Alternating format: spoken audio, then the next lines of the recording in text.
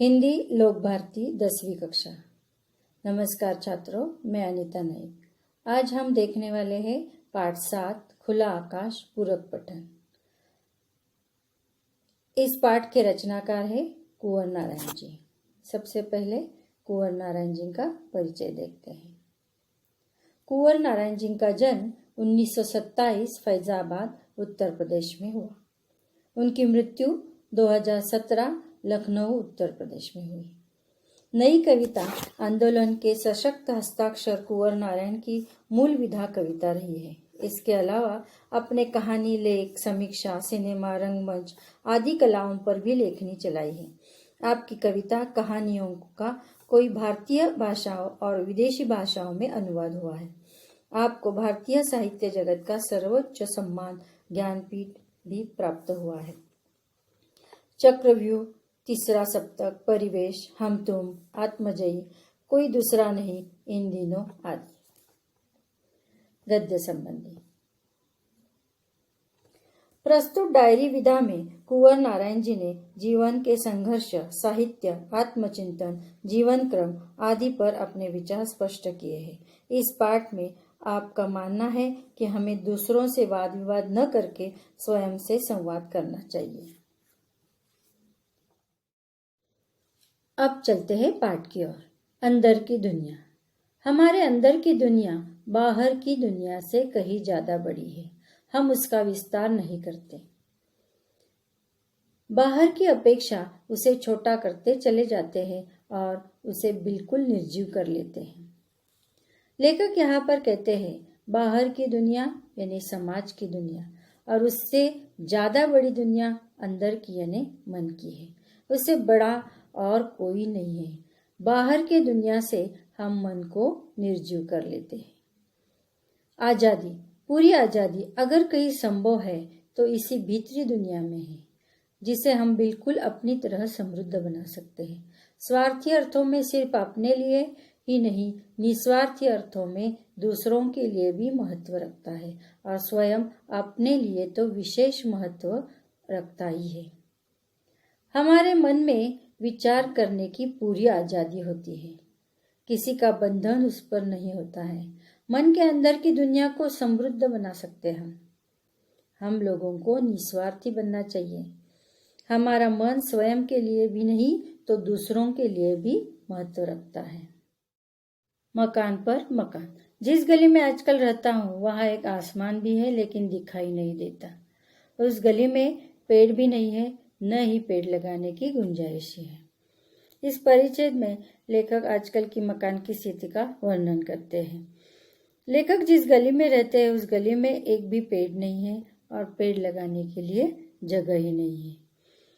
मकान ही मकान है, इतने मकान की लगता है मकान पर मकान लदे हैं।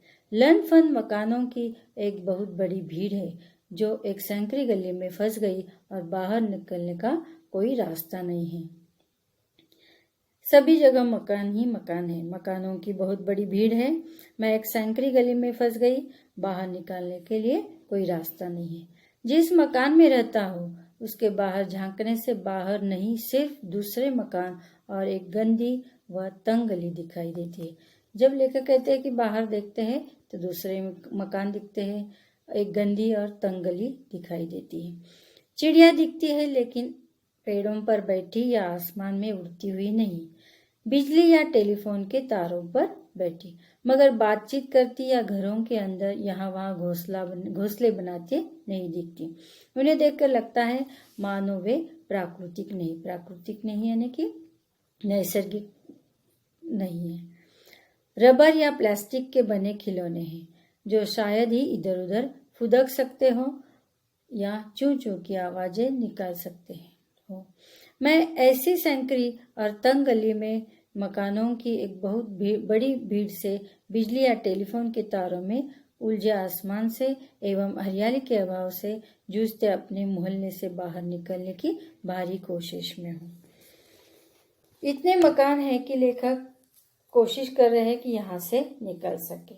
थोड़ी भी जगह नहीं है। आसमान के बजाय बिजली या टेलीफोन की तारें दिख रही है, हरियाली का अभाव है। इसे लेखक इस मोहल्ले से बाहर निकलने की कोशिश कर रहे हैं। सही साहित्य।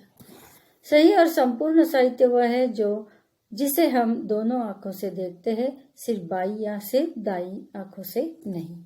सही और संपूर्ण साहित्य की पहचान हम दोनों आंखों से कर सकते हैं। जाने खुद को। बिल्कुल चुपचाप बैठकर सिर्फ अपने बारे में सोचे। कोशिश करें कि दूसरे या सब कहीं भी उस आत्मचिंतन के बीच में न आए। लेखक कहते हैं बिल्कुल चुपचाप बैठे और अपने बारे में सोचे। जब हम आत्मचिंतन यानी कि स्वयं के बारे में सोचना, जब हम आत्मचिंतन करते हैं तो हमारे बीच कोई व्यत्यय नहीं आना चाहिए। इससे दो फायदे होंगे। एक तो हम अपने को जान सकेंगे कि हम स्वयं क्या है, और जो दूसरों के बारे में सब कुछ जानने का दम रखते हैं। दूसरे हमारे उस हस्तक्षेप से दूसरों की रक्षा होगी। जिसके प्रतिक्षण मौजूद रहते हैं वे अपने बारे में न तो संतुलित ढंग से सोच पाते हैं न सक्रिय हो पाते। दूसरों की सोच समझ में उतना ही भरोसा रखें जिनमें हमें अपना सोच समझ में है। लेखक कहते हैं आत्मचिंतन करने से दो फायदे होते हैं। एक तो हम खुद को जान सकते हैं, हमें अपनी गलतियां समझ में आती है और उन गलतियों को हम सुधार पा सकते हैं। दूसरे लोगों के जो अच्छे विचार होते हैं, उनकी अच्छी सोच होती है, और वो जो उनकी सोच है वह हमारे हित के और समाज के हित की है, यह हम स्वीकार कर सकते हैं। हर एक के प्रति हमारे मन में सहज सकारात्मक स्वीकृति का भाव होना चाहिए, दूसरा अन्य नहीं। अंतमय है हमारे ही प्रतिरूप, हमसे अलग या भिन्न नहीं। हमारे अंदर दूसरों के बारे में विचार सकारात्मक होने चाहिए। जो दूसरे लोग हैं वह हमारे जैसे ही सोचते हैं, हम लोगों से वे अलग नहीं हैं। सिर्फ मनुष्य होते। कुछ लोग सोचते होंगे कि आखिर यह क्यों होता है। कैसे होता है कि आदमियों में ही कुछ आदमी बाघ, भेड़िए, लकड़बग्गे, सांप, तेंदुए, बिच्छू, गोजर वगैरह की तरह होते हैं। लेखक ने इस परिच्छेद में मनुष्य स्वभाव की तुलना दूसरे जानवरों से की है। यह हम लोगों के लिए बहुत ही बुरी बात है।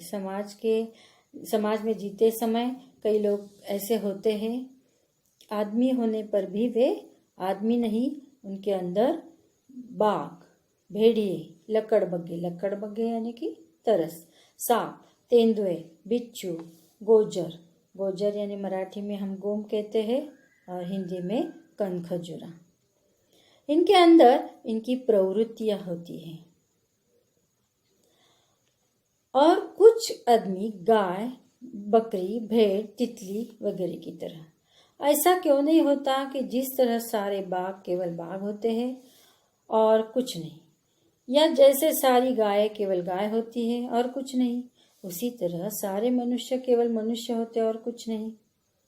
लेखक कहते हैं कि जिस तरह बाघ बाघ होता है, गाय केवल गाय ही होती है, दूसरा कुछ नहीं होते, तो उसी प्रकार मनुष्य केवल मनुष्य होगा तो कितना अच्छा।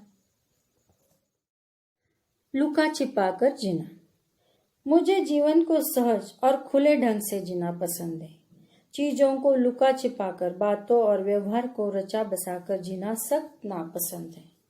लेखक कहते हैं समाज में ऐसे लोग होते हैं एक और बताते दूसरे। जैसे कि उनके पास पैसे कम होते हैं लेकिन बताते हैं मेरे पास बहुत पैसे हैं। यह बात लेखक को खटकती है। वह चारित्रिक बेईमानी है जिसे हम व्यवहार कुशलता का नाम देते हैं।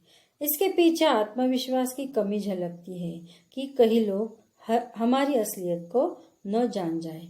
आखिर यह असलियत इतनी गंदी और धूर्त क्यों हो कि उसे छिपाना जरूर लगे। वे लोग अपनी असलियत को छिपाते हैं, लुका छिपा कर जीते हैं। एक दिन तो असलियत सामने आ जाती है।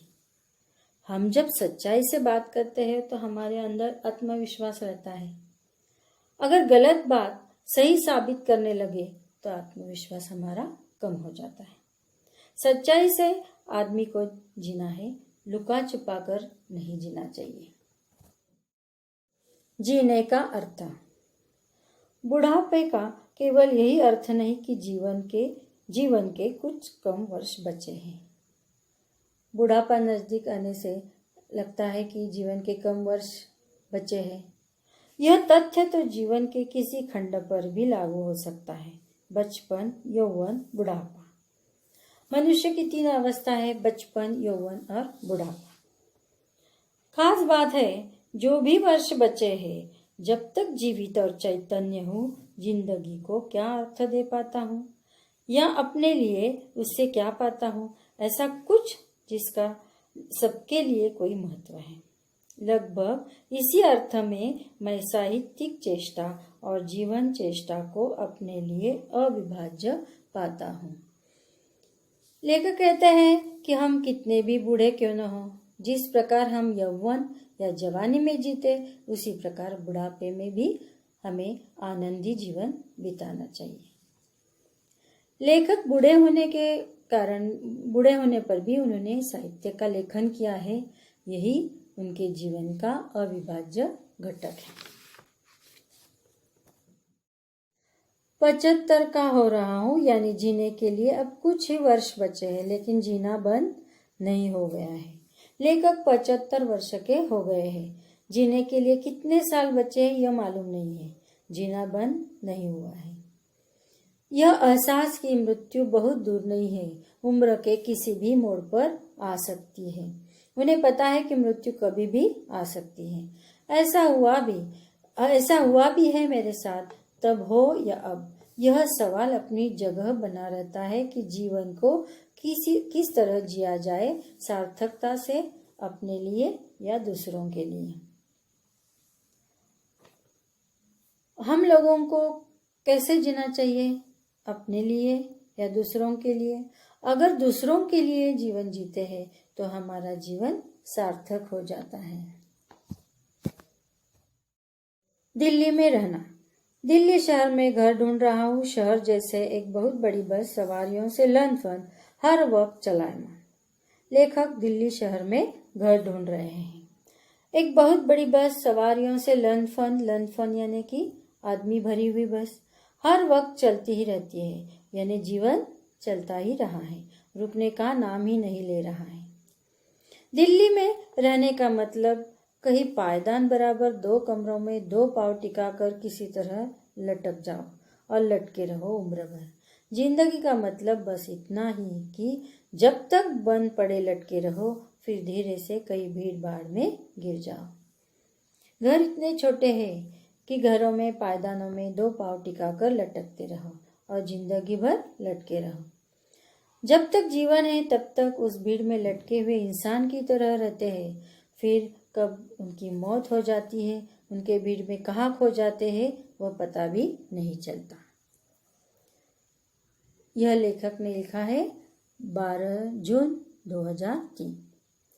बहाने निकालना।